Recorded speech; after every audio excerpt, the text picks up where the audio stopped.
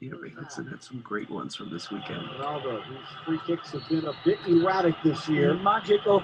This one drops in. Forget away. It's ecstasy. Astonishing! This is not just a dream, it's a wet dream of orgasmic proportions. And this one deludes everybody. It seduces everybody in Real Madrid. Yeah, go for it, wherever you need it. Sure. The wonder strike from Cristiano. This has got more curves to it than Jessica Rabbit on steroids. Take a look at this. It's flying all over the job. Unbelievable. More curves than Jessica Rabbit. That is incredible. What a line. More curves than Jessica Rabbit. Ray Hudson. He had some great calls this weekend too. Oh yeah. When Messi scored that 5th goal against Cordoba, that was unbelievable. I mean, but too bad we won't talk about it ever, because this is the other football on 89.1. That feels so good to say. We're back. 89.1 FM WNYU. The other football is back, taking over for the Cheap Seats guys on Monday nights from 7 to 7:30. I'm Justin Block. I'm, as always, joined by the one and only Rohtas, Wadera. And today, actually, we have a very, very special guest. It's been a minute since we've had someone on the show, but I'm very proud to say that this man knows his... I bit my tongue there. He knows what he's talking about, and he's an Arsenal fan, so give him a warm welcome to Rodrigo. What's up, Rodrigo? What's up, guys? What's up? Everybody? Other football show in the house. Yeah, Rodrigo, why'd you tell the good people a little bit about yourself, other than the fact that you're a dirty Arsenal fan? Yeah, you know, we can't all be perfect. Well, I'm into digital marketing. I do a lot of stuff online. We run a platform called Soccer Senseis, among some other stuff. We've been doing that since Euro 2012. We started off as a radio show. Now we're doing video. Shout out to my co-host, Ellis Ardunda, couldn't make it today, but he's here in spirit. He'll be, you know, if you guys ever have me on again, he'll be back with us. Yeah, you and your co-host are always welcome on the other football. It's all love over here. But it's not love right now, because you're an Arsenal fan. I'm a Liverpool fan. They played this weekend. Okay, can we curse? No. No. Sorry. No cursing. I should know that. Hello, I went to NYU. Oh yes, shout out for the NYU alum in the house as well. NYU in the house. Actually, we have not to get off topic anymore, but we have 2 NYU alums in the house. Yeah, you I just graduated last week. What? Unbelievable. What? And they still let me back in the station. Yeah, apparently once you're graduated, you can keep doing stuff. Yeah, you'll be paying for this forever. that is so true. But hopefully Arsenal won't be paying for dropping points at Anfield forever. Ouch. I mean, okay, it was a great game. Rohtas, let's get into our first segment. I'm gonna ask you a question, and you're gonna tell me. Okay, This is my favorite question to ask every single week. Has Brendan Rodgers been sacked yet? No, he is not. He's not been sacked yet. Okay, so why hasn't he been sacked yet? Well, I mean, I think it was a little bit better of a performance for Liverpool. Anytime you have 27 shots in a game, you're certainly going to be encouraged.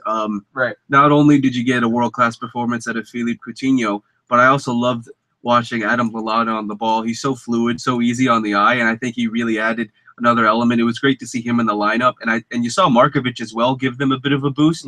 So it was nice to see Brendan Rodgers mix up the lineup, and it was one that certainly worked. Right. And Rodrigo, from Arsenal's side, what did you see with Arsenal that was different than anything else? Because Liverpool sat up and they organized, and I think it was a 3-4-3 formation again. So did Arsenal do anything to sort of counter, Liverpool going with 3 defenders? Because I think Arsenal kind of had a pretty attacking lineup, I would say. Well, what I liked from Arsenal this past weekend was that they were pressuring the ball a lot, especially in the beginning of the match. It was good to see that, because sometimes Arsenal plays kind of sleepy, they kind of wait for the counterattack to happen, and I saw them really go after it. But it's something that I think Alexis Sanchez is really a big proponent of. I mean, Wenger said that he's great because he comes from the streets, like he plays street ball. Which I kind of can see what that means. Also, Danny Welbeck does it as well. So what I saw, I liked it. I like Santi Cazorla. He's kind of like the odd man out right now. But sometimes people forget about that he's still there, because we have people like Mesut Ozil, who's actually injured right now. Right. Arsenal are their club carrying a lot of injuries right now. I saw you guys just recalled Colaquin. Did I pronounce his name correctly?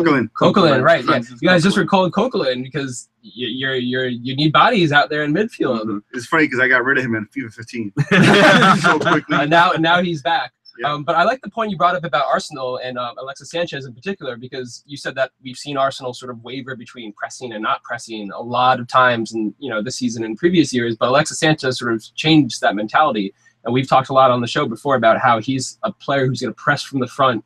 And when you see your striker pressing from the front like that, I think as a midfielder and as a defender, it makes you want to get up your butt and challenge at somebody too. I think we saw a similar thing with Suarez at Liverpool last year in terms of how a dynamic pressing forward can change the overall complexion of the game of an offside. And Sanchez is doing that brilliantly. He didn't really have as much as an impact though this weekend as I thought we would have seen from him. Why do you think Sanchez was sort of shackled this weekend? I think just because the defense was waiting for him. You know, Liverpool defense isn't that great, but they were able to counter him and not let him really get on the ball as much. Right. But again, what happens is that leaves a lot of space for people like Santi Cazorla, who, you know, because you have so many defenders. Right. Looking at what Sanchez is going to do, it leaves Santi Cazorla open, which is what happened with the goal where, you know, he had that pass to Giroud. Right. I mean, that interchange between Cazorla and Giroud was really, really something special on that goal. You know, perfectly played ball by Giroud, and then it goes across the face of the ball. Where was Sacco on that goal? I mean, where were any of the Liverpool defenders? Sacco was the main guy that's supposed to be marking him, and he's kind of just standing off. Right. Yeah, I mean, in the middle of the box. I mean, just too easy for I can Giroud. also say Giroud's in great Kolo form. Touré, Glenn Johnson, and Martin Skrtel all let Olivier Giroud sort of just stand there, which is something that I've seen a lot of Liverpool this year. When it comes to defense, it's mainly like standing around and watching instead of, oh wait, he's in our penalty box, let's go take him out. Like, so that just didn't happen. But with Sanchez's movement and sort of what he brings to the side, I'm surprised that Danny Welbeck really wasn't a factor in this game as much at all. When Sanchez came to not to Liverpool. He wishes. Honestly, every single day, every 10 minutes of my life, I wish Alexis Sanchez was a Liverpool player. It's so funny because Wenger, he said, you know, that how similar Sanchez is to Suarez. Yeah. Of course, leading up to, you know, before the match leading up to Sanchez laying an egg, to just, you know, rub a little salt in the wound a little bit. Of course. I mean, if I was Arsenal and I missed out on like an entire decade of transfer signings in general, and we got Sanchez, I'd be soup too, right? Yeah, I mean, the thing is with Wenger, I mean, he said that 5-1 loss from last year left some scars, and you mentioned I noticed you on Twitter talking about how you interviewed some of the players over the summer. Abu Dhabi, Mikel Arteta, and Matthew Flamini actually came to New York City. Arsenal did a tour around here, and at their team hotel, I got a chance to interview all three of them. And when I asked Arteta, like, and Flamini as well, so what about last season do you guys really need to change to really compete for a title this season? And they were like, well, we shouldn't have lost 5-1 at Anfield. So that was a fixture and a result that they had circled, as well as the away defeat to City, as, you know, if we get those 6 points, all of a sudden we're back in the title picture. And they felt like they shouldn't have been so hard done by those fixtures. So they were coming into Anfield, you know, with a little bit of blood dripping down there. They were salivating for this opportunity, and yet they didn't really take full advantage of it. It seemed like Wenger came out and they almost sat, like, as the half kind of went on, that first half went on, they started to sit back a little bit more and take no credit away from Liverpool. They possessed the ball extremely well and created the majority of the chances when it normally is Arsenal. Yeah, that asserts their 27 shots, 21 chances created. Exactly. I don't think Liverpool have done that at all this season. Arsenal has a way of always, just not showing up for the big matches. That's with, true. Manchester United, we got what was that 8-1? 8-1, yeah. And then we, it was like we didn't sign anybody, and all of a sudden, no, now we're signing people. It's crazy. You know, that's just how we do it. You know, and we came off with the loss because of that Skrtel thing that happened. So I don't want to talk about that so much. Yeah, we saw Martin Skrtel. I think actually he shouldn't have gone back on the field after he got, stepped on by. I mean, it was incidental. He got stepped on. He had to get bandaged up. There was 6 additional minutes of time added on. Actually, there were 9 total minutes, but about 5 to 6 of which were because Skrtel got injured and they had to attend to him. I don't think that he should have been on after that, because afterwards he didn't seem like his head was all right about him, especially on the Giroud goal. Literally, there's bandages on his head and he's bleeding. But he did sort of get the last laugh with that triumphant, harrowing header. Callum Chambers, who he played less for Southampton when he was there than he's played for Arsenal right now. He's a pretty he's a great talent, but still lacking the experience. He's too young to be out there. It's going to take him time to get adjusted to this game, and he got absolutely burned. And that's the question, whether I prefer man-to-man marking. but man-to-man versus zonal market. It's always the discussion, and they got. I feel like this is a theoretical football debate that will never ever end. So I'm happy that we're stopping it and just mentioning it. One thing about Sanchez picking Arsenal, it's funny how a lot of this new generation of footballers they don't. There's no like tradition. Oh man, Liverpool. Yeah. Is a huge club. They don't really care right now. I'm sorry, Arsenal's a little bit bigger of a name than Liverpool, and same thing's happening to Manchester United. Besides Di Maria, I mean, they're gonna have trouble getting good, quality. Could be coming. We've seen this play out 2 summers in a row when it comes to all superstar South American forwards. Summer of 2013, Suarez wanted to go to Arsenal. Summer of 2014, Sanchez picks Arsenal over Liverpool. So, I mean, it's the fact that you guys are Arsenal, you have a large stadium, you have more revenue, you live in London. Like this, London means a lot. I've lived in London for 6 months of my life, and I've also spent weekends in Liverpool. And I can see why, a more cosmopolitan, diverse, international footballer would want to live in London over Liverpool. That's no shots at Liverpool, but you go online and you Google Liverpool and you see results out there, the Jersey Shore of England, and you're like, oh, okay. Would you eat scouse? That's disgusting. What? Scouse. You know what that is, right? Yeah, like how they talk? No, scouse is literally this nasty soup that they eat in Liverpool. Wow. Really? Wait, this is some new knowledge. I've never heard of this. That's why they call them scousers, because they eat this thing called scouse, which is this nasty soup. I had some gross fish and chips in Liverpool, but I did not eat scouse. Oh, we got a lot of hate from Liverpool right now. Also in Liverpool they don't call like sneakers. Trainers. They don't call them trainers either. They call them webs. Oh man. Wow. Webs. Interesting. Right? Exactly. Things you learn every single day, right? Little things. But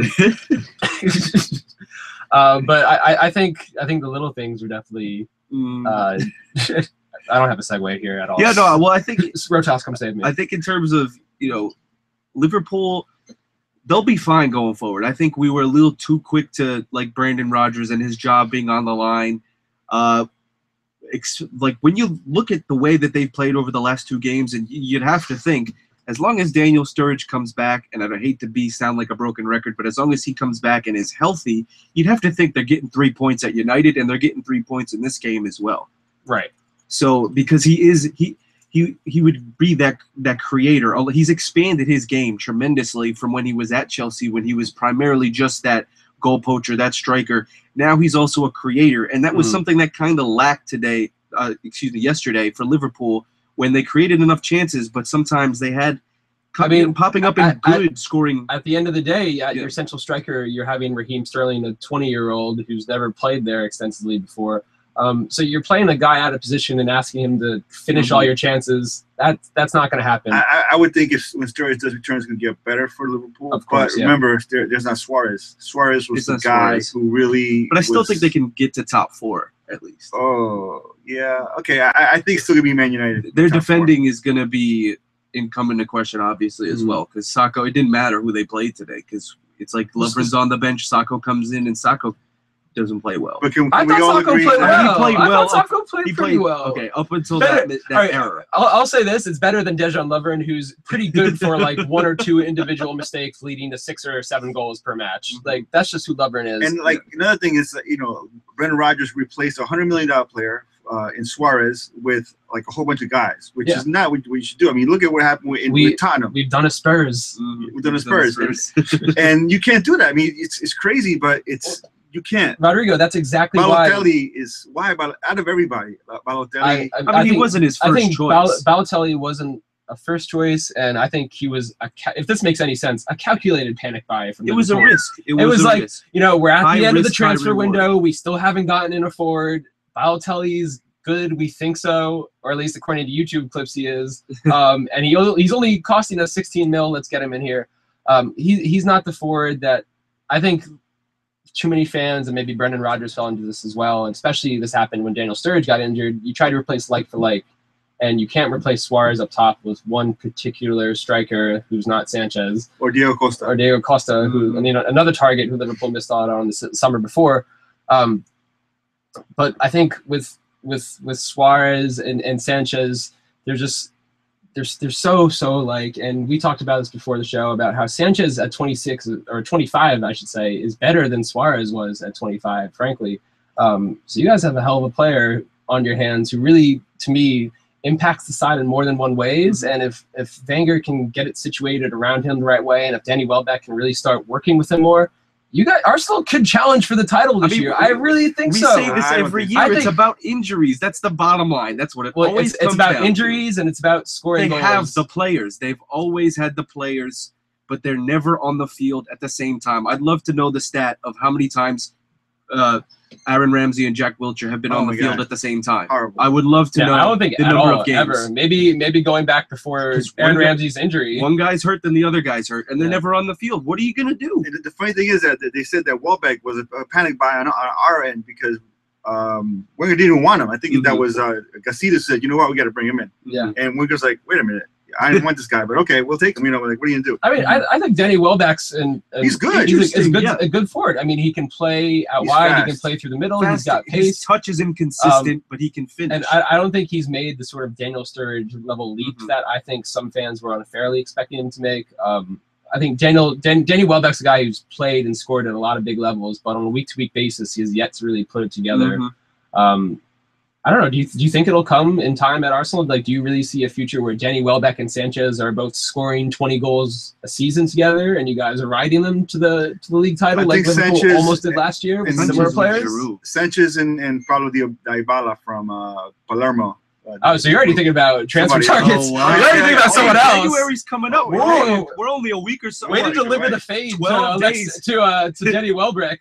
Right no, there. Let's get someone else in here. We need somebody like a Dybala, the guy there. I mean, Giroud's okay, but you know, he's inconsistent. You know, he looks like a forward. Like, oh wow, he looks like imposing. He's in great form. He's a target guy. He's a target man. Like big, imposing. Has a great haircut. Llorente, yeah, oh yeah. Like Llorente was playing off so well today in the cup, the Super Cup, with Tevez. It's incredible how he's a big stopped the ball and then Tevez would just grab the rebound and hit it. It was wonderful. Yeah, we need more of that. I feel like Giroud's always been trying to fill this role that I think started Arsenal with them trying to sign Shamuk, which is like let's get sort of a large forward in there because we've been weak on so for the biggest time is like, oh, Arsenal can't score on headers.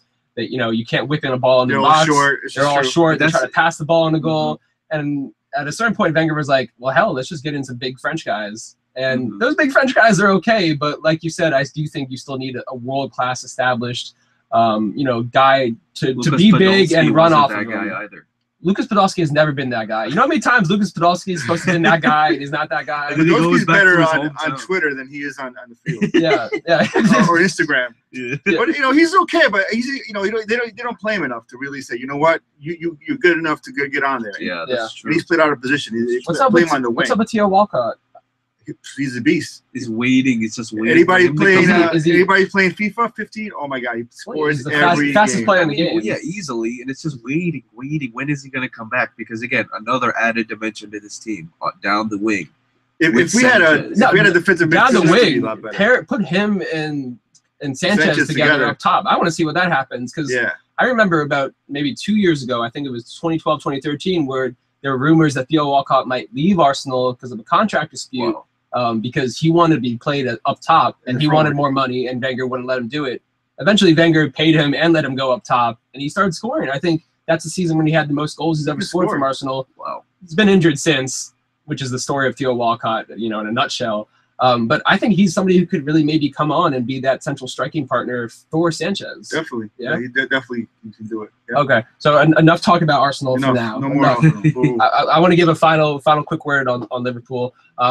I did see before the match there were some quotes from Brendan Rodgers where he actually went on the attack against his critics and were like, oh, all of a sudden we lose one player due to a signing and one player due to injury and I'm not worth anything. And okay, yeah, that's good that Brendan Rodgers is showing a modicum of self-awareness and standing up for himself. That's great and all, but there still hasn't been the accountability in his presses or in his words this year. He's lacked a plan B.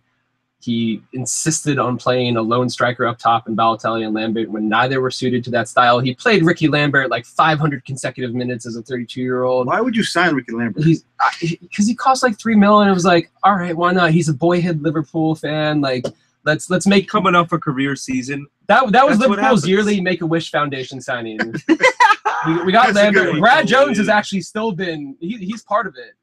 Brad Jones is still part of it. He wasn't bad. No, Brad Jones is terrible. Come on. He wasn't bad in the Arsenal game. How many shots did Arsenal have? And why is 7. Stevie Gerrard still on the field? Can he Oh, go okay. to Orlando or something? Oh, yeah, well, if we really want to Or talk the about Cosmos? Stevie Gerrard, Yes. honestly, like the first New York team that takes Steven Gerrard away from Liverpool, I've got season tickets to that team for the rest of my life. Even So- the Cosmos? Well, the Cosmos can't afford him, and there's no way Steven Gerrard would go out to So you Mineola. go to see, but I'm not. I'm not going. No. I love Steven Gerrard, but I'm not going out to Mineola for. so for so a Cosmos Orlando, game. Orlando. I mean, if we Kaká's actually want to there. talk about Yeah, Steven Gerrard Kaká, actually Gerrard. signing in January, which is insane. Yeah, that'd actually be kind of dope. Orlando with Kaká, Liverpool. I mean, I'm not sorry. City have David Beckham will recruit him. City have Lampard and. Things happening. Oh They yeah, don't have a stadium. yeah. They don't yet, do they? No, they don't. Oh yeah, because David Beckham is like he keeps asking the city of Miami to build on these sites, and every single time Miami is Miami's not like, a sports town, guys. yeah, I mean, one, they're not a sports town, and two, they've been burned by the Marlins.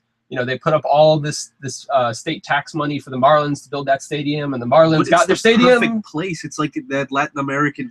Nah. it's just or not because Cubans are too much into baseball. Is that? It's not even a that. sports town. It's just It's just not at all. I mean, would you rather be in the beach or watch like an MLS match? You know, even when the Heat were winning things, people would come in the third Oh, yeah, quarter. Heat fans are yeah. terrible.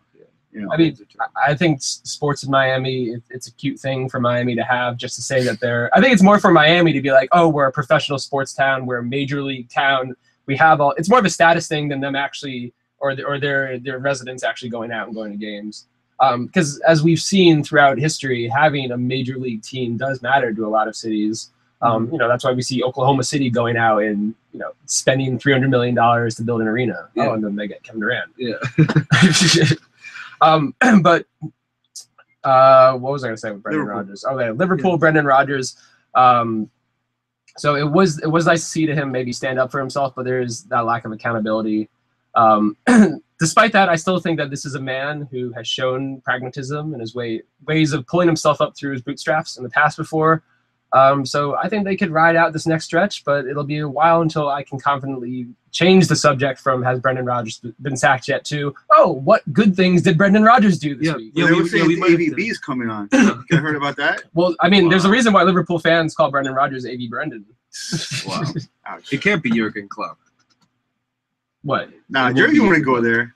Yeah, he wouldn't go to Liverpool. I don't think so. No, No, I mean, I don't know if Jurgen actually, what happens at Dortmund this season is really going to be They lost again. because I've seen They have 9 losses. I feel like people are paying more attention to Dortmund now that they're losing rather than they're winning, because now that they're losing, all of a sudden their manager might be available As a Dortmund for your fan- team to hire.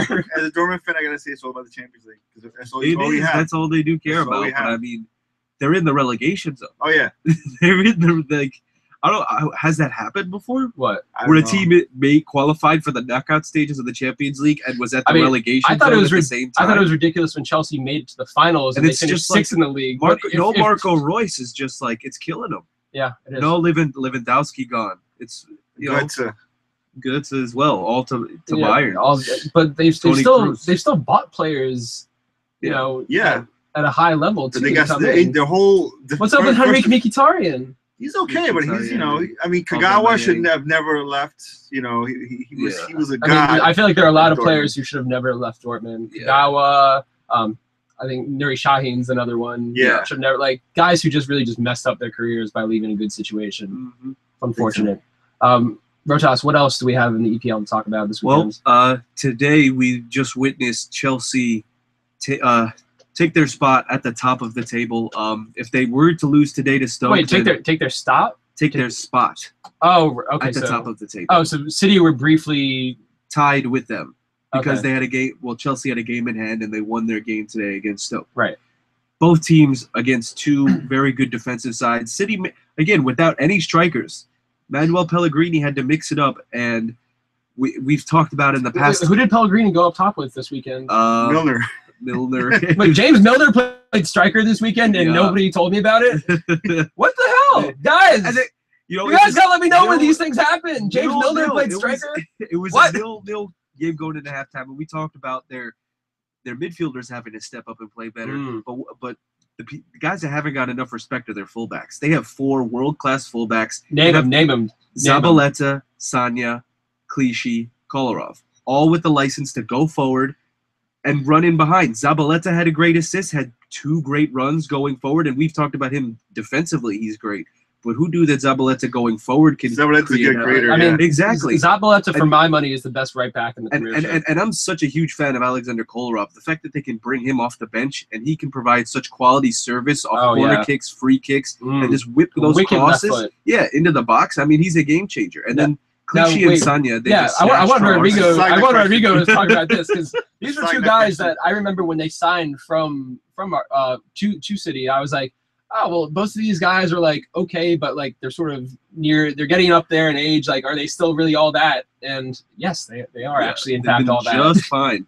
And it's because they're a little bit older, and you have 4, you can rotate them in and keep them fresh. They don't have to start every game. The only one that right there is Sagna. He's gonna be found out every once in a while. Like, I'm glad we got rid of him, because you need somebody like he wants to go forward, but he gets caught in going back. He's not as fast. I feel like that's a perfect backup for a title, quality side right there. Somebody who can give you a burst of pace here and there for the last 20 minutes down that fullback wing. And do not play Dimichelis, please. I hate it. He's so bad. I mean, if there's an immobile player, and Mangala is still. I'm still not convinced about Mangala. So, I mean, City, he had a bad season. So City through the middle are still a little bit shaky. But they've been getting it done. 3 late goals at the end of the game. David Silva and Yaya Toure working well with each other. And what do we say, Rohtas? What's the cure-all for a team when you're not getting goals from your strikers? The midfield. Of course, goals from midfield is the heart of the team. The engine of the team. Remember the Invincibles season with Arsenal when it was Perez, Lynchburg scoring it. And if it wasn't for those goals, we wouldn't have been invincible. Absolutely. Chelsea, which you didn't do it. Exactly. Yeah, absolutely. Well, yeah, so City obviously held serve pretty easily. Chelsea today, they've got a pretty tough schedule coming up. Jose Mourinho mentioned, we've got one of the tougher schedules. They had to go on the road to the Britannia, which is always a tough place to play. Yeah. They play an in-form West Ham team at the Bridge. But I do think that West Ham is traveling to the Bridge. Well, I mean, that'll cut them off. I think West Ham, home and away, it's like day and night, totally different side. Then they have to go to White Hart Lane. Spurs haven't been that great at home, so that's still a winnable game, but always a tough one. Well, no, Spurs, it goes West Ham. Who's this team you speak of? But in between West Ham and Spurs, they actually have Southampton. Yes, exactly. They go to St. Mary's, so a tough Southampton's a great home team. That 3 or 4 games of the stretch that they have to play, and they answered the bell today because Stoke was physical. Always. Boyan looked great on the ball, and Stoke had beaten Arsenal and City this year. So it wouldn't have been a surprise if they were able to come back in this game. But again, Chelsea just too good overall. Diego Costa missed a couple of chances to really put the game to bed early. But overall, still a strong performance. Anytime you can play Matic and Mikel, he loves John Obi Mikel. Jose Mourinho. He's always played John Obi Mikel. That's the only reason why John Obi Mikel's never left, because we all knew that Mourinho would come back. And Matic is just a freaking beast. He is so big. He might be my favorite midfielder in the Premiership. Yeah, like nobody could. He's a mountain. He is a wall. You cannot get past. He is the mountain. The mountain. The mountain. Game of Thrones, the mountain. Yeah, he is that big. That's who he is. Seriously. But yeah, so City, I think going forward. Wait, so if he's the mountain, is John Obi Mikel the Hound? No. No. He's. I guess. John Mikel is a poor man's Essien. Exactly. A poor man's who? Essien. Michael Essien. Oh. Wait, what's Michael Essien doing nowadays? He's at Milan. He's at Milan? That's where he's turned up? Yeah, he's at Milan with Fernando Torres. Oh, wow. Fernando Torres is not scoring any goals anywhere. Oh, wait, oh, poor Torres. Rohtas, we're about out of time right now. Did Ron have anything for out of time he wanted to speak on? Not really. I think we've got an interesting January transfer window coming up. I'm just hoping, since we didn't really get to talk about United, I'm hoping that they get Kevin Strootman to kind of stabilize this transfer window, because Ander Herrera really is a guy that isn't going to start every single matchup. So Kevin Strootman's a wonderful, experienced midfielder that Van Gaal's got great experience with. So I think he'd be a great addition to the side, kind of stabilize midfield. Okay. Thank you, Ron, for that update on United. That totally unbiased update. But that's been it for the other football today. Thank you for tuning in. We're back on WNYU 89.1 FM. Rodrigo, thank you for joining us today. Thank you for watching the live stream for all that did. And we are out. We'll see you next Monday, guys. Peace. .WNYU.org.